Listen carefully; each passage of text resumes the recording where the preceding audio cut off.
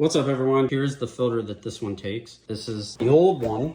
I already installed the new one down there, but if you look over here, it is still blinking. You can't reset it by unplugging it or killing the breaker. So I'll show you real quick here how you reset it. This model is the RS27T5200SR. How you reset this manually and start over the start date of your new filter is basically hold this in for 3 seconds, the little lock.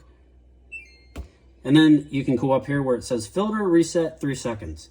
Hold that for 3 seconds, press that in. That should go out, and then you can come down here and hold this back in to relock it. That will start the timer for your new filter. So that's all you guys need to do. Hope you enjoyed the video. Have a good one.